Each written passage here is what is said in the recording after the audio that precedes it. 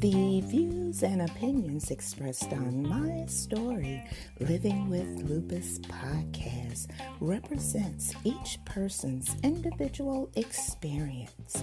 By listening to this podcast or reading our blog, you agree not to use this podcast or blog as medical advice to treat any medical condition in either yourself or others.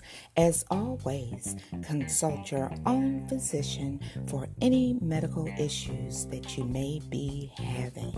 My Story Living with Lupus podcast is officially trademarked, all rights reserved.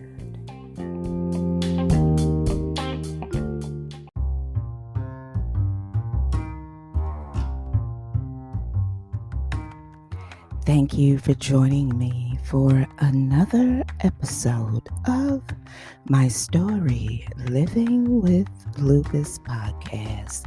I'm your host, Susan Hendricks, and I'm so glad that you could join me on this Friday, August 6, 2021.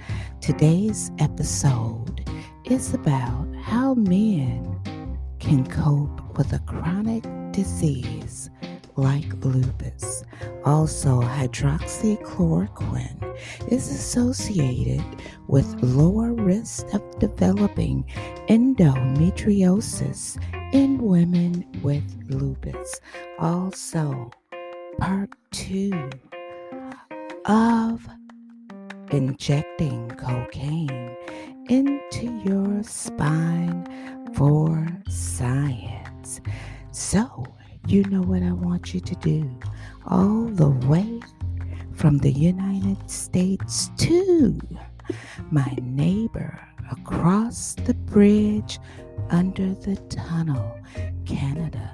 I'm talking about Ontario, British Columbia, Nova Scotia, Alberta, Quebec, Newfoundland, and Labrador.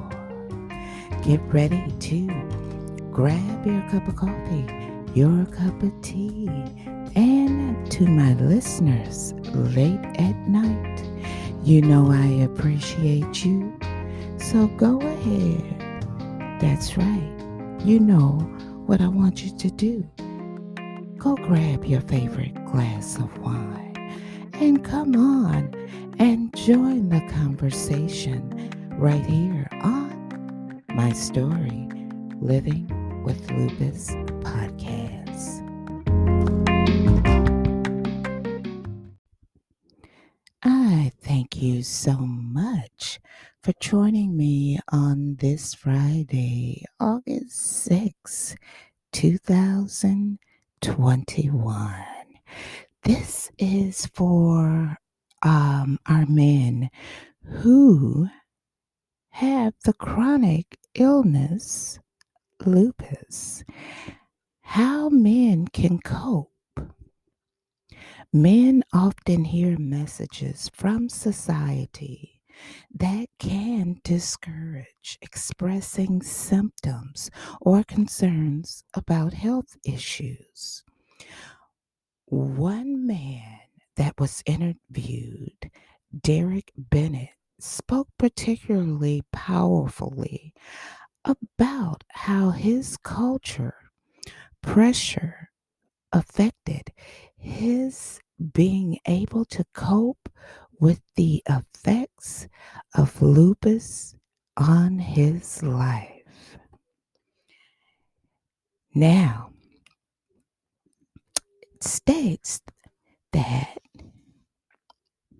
he came from a family and culture where everyone expects the man to be hardworking, strong, and independent. When things are wrong, we keep them private and figure out how to manage on our own. Since lupus isn't a disease that you can look and see something wrong, he dealt with a lot of criticism and being looked down upon thanks to many of the symptoms, complications, dealing with it. He further stated he had to sleep between classes. When he tried to express what was happening, he had been told to just suck it up and be a man. It took quite a while to shake that way of thinking.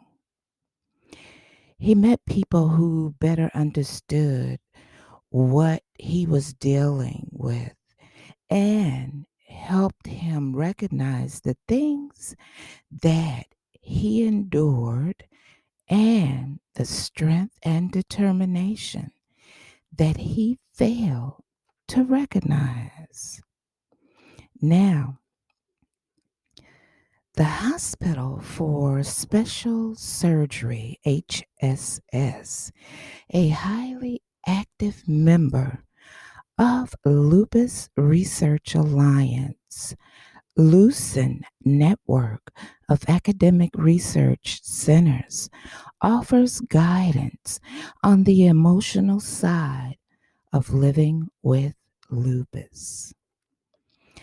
Now, communication is a vital part of coping with the many challenges one may face as a male with lupus.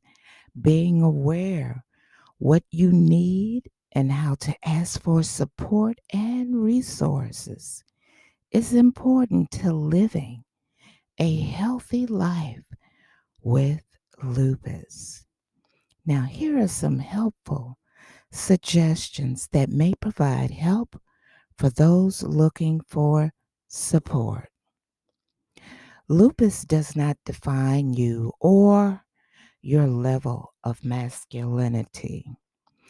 Although lupus might make it challenging to engage in rigorous activity, talk with your doctor about your level of ability and decide what activities may be helpful to include in your daily routine.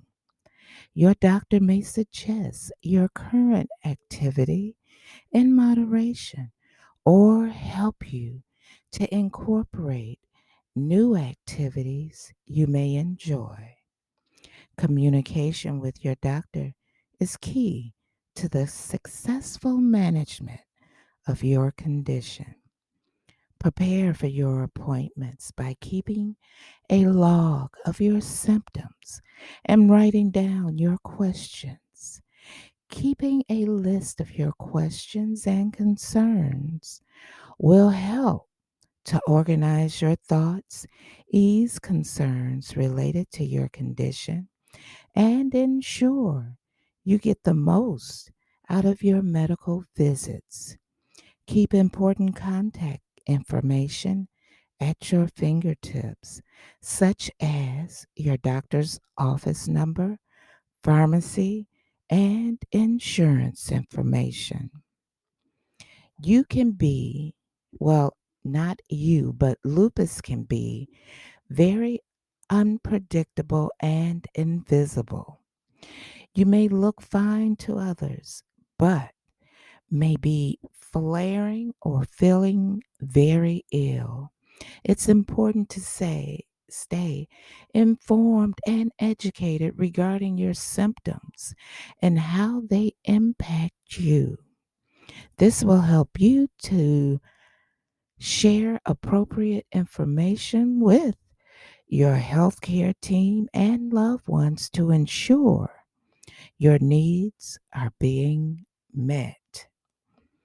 Males, it's okay to express the emotional impact that lupus has on your life.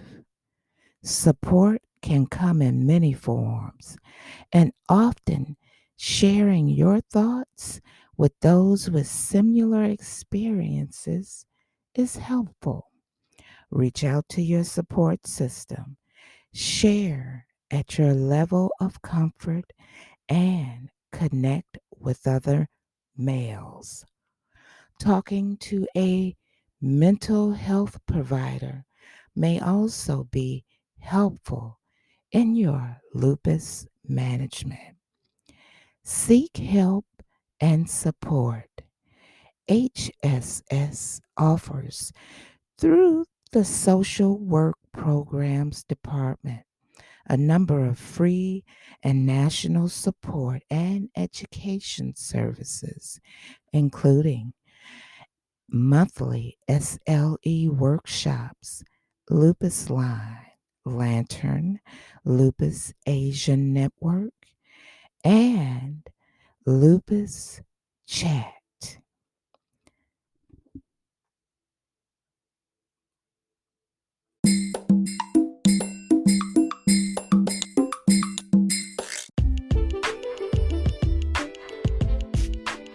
If you would like to appear on an episode of My Story Living with Lupus, you can contact us at mystorylivingwithlupus@gmail.com.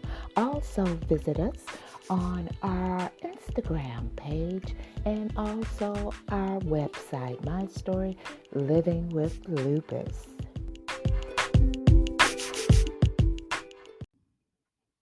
Once again, thank you for joining me on this Friday, August 6, 2021. We're talking about hydroxychloroquine is associated with lower risk of developing endometriosis in women with lupus.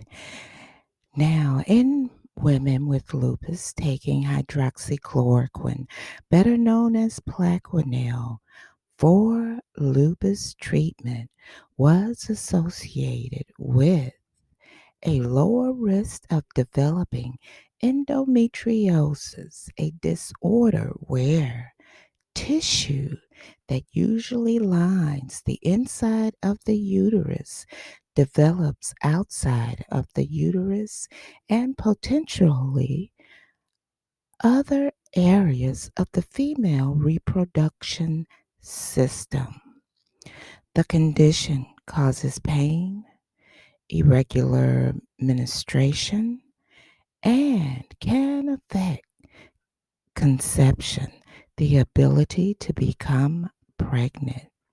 Women with lupus and of reproductive age are prone to the disorder. A group of 742 women newly diagnosed with lupus and with endometriosis were examined based on age and dosage, high to low, of hydroxychloroquine.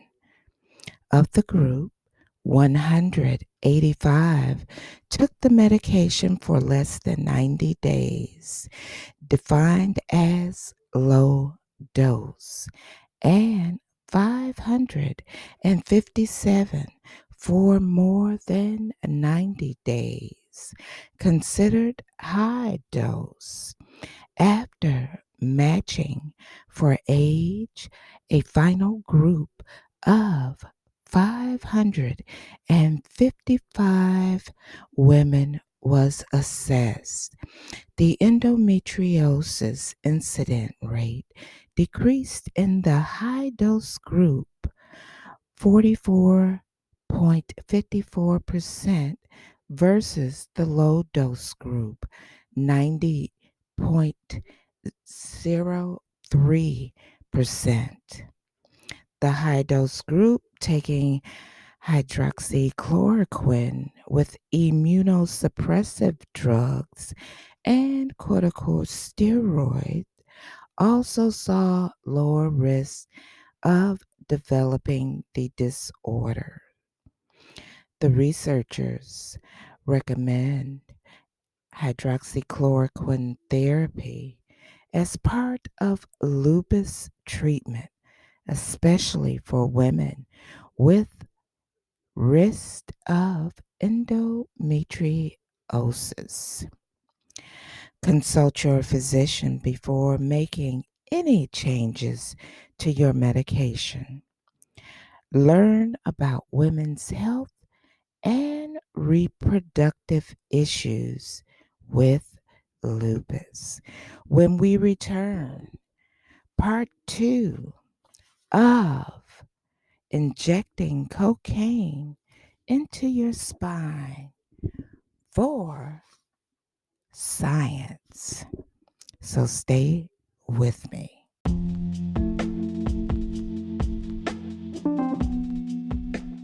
If you feel that you can't speak to anyone, remember there's help for you. Contact the National Suicide Prevention Lifeline at 1-800-273-8255. You're never alone.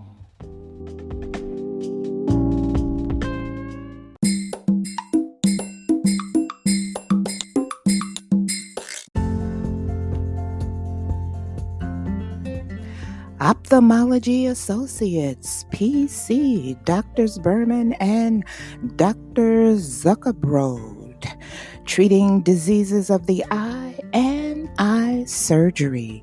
You can reach them at 313-341-3450. Here is part 2 of injecting cocaine into your spine for science. Yes, doctors actually did this. We left off with Dr. Hildebrand performing this study on himself. The study was a great success, and its performance on a well-informed physician resulted in an excellent account of the action of cocaine on the spinal cord. Now, this is how Dr. Hildebrand described if it was pain or not. After 7 minutes, needle pricks in the thigh were perceived as pressure. Tickling of the sole of the foot was barely felt. After 8 minutes, a small incision in the skin of the thigh was felt as pressure. Introduction of a large blunt curved needle into the soft tissues of Dr. Hildebrand's thigh produced no pain at all. After 10 minutes, a long needle was pushed down into the bone without evoking the least pain. Pinching the skin severely and crushing it in tooth forceps was experienced as only pressure.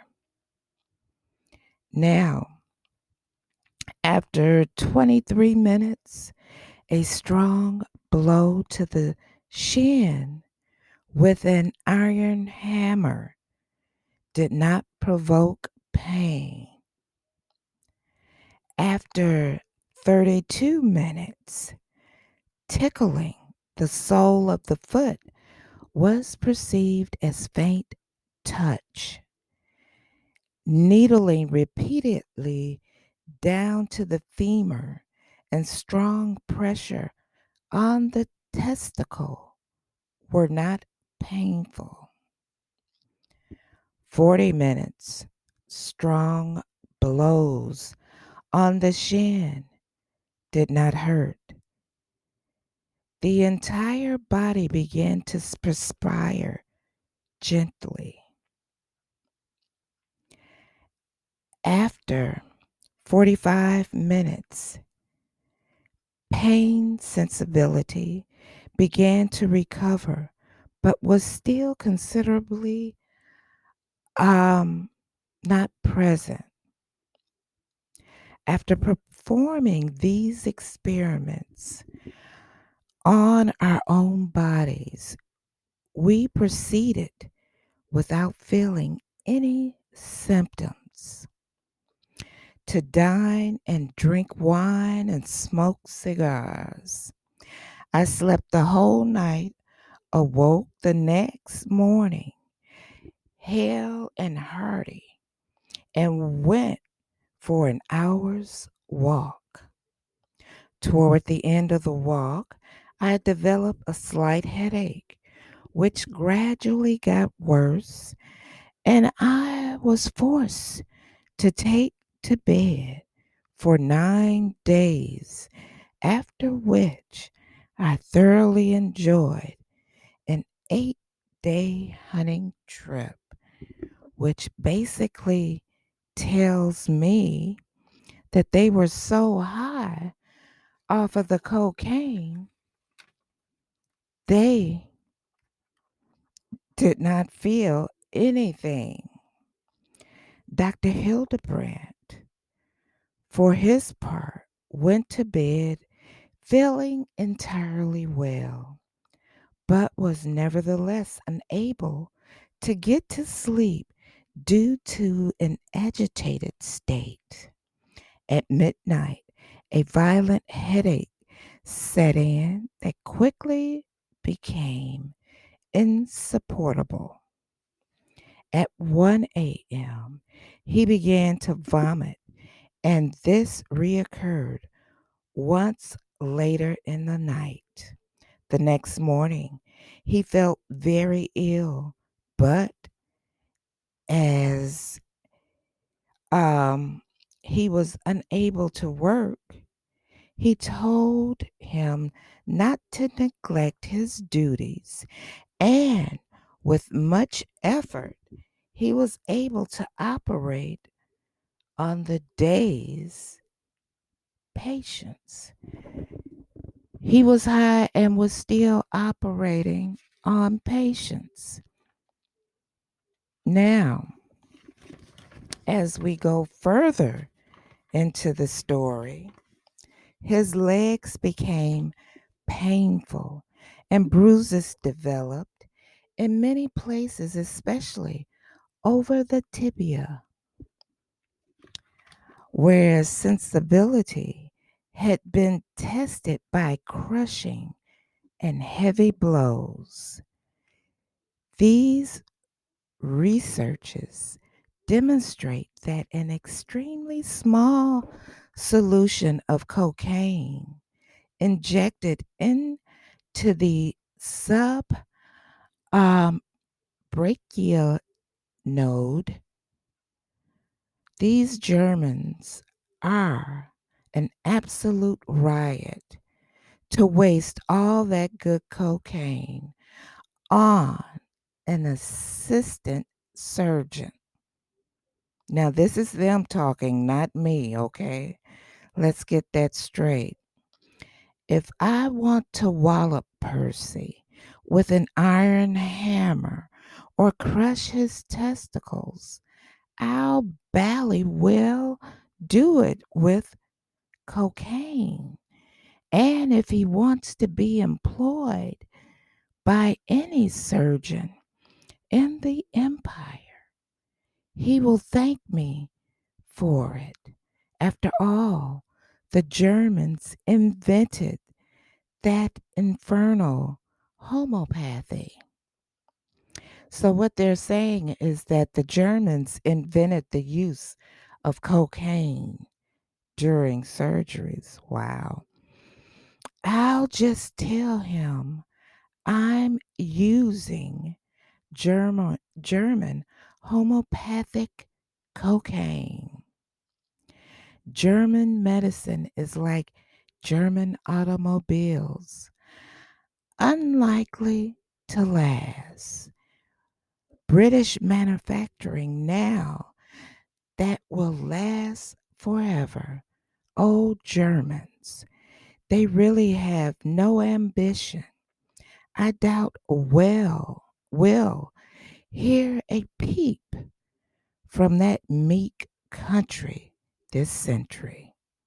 What a privilege to unearth this entirely real and genuine archive footage from over 100 years ago.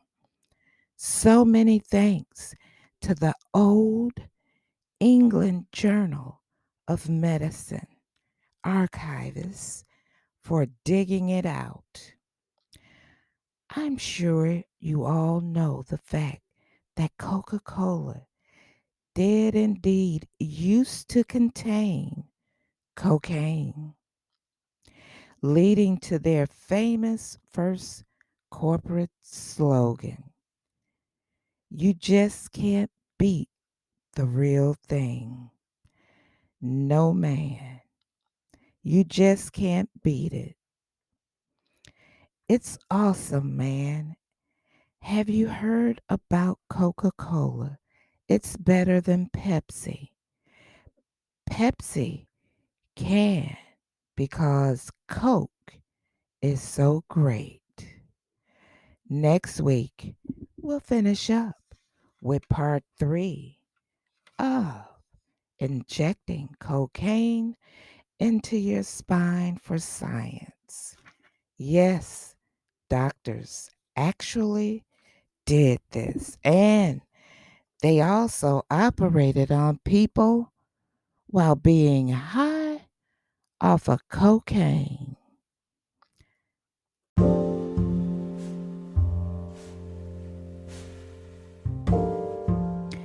I thank you for joining me for another episode of my story Living with Lupus podcast. I want to say this to you. I went to the ENT doctor on Thursday, and I'm going in for a biopsy to rule out cancer. And I'm going to try to pre-record an episode for you when I find out the exact day and time.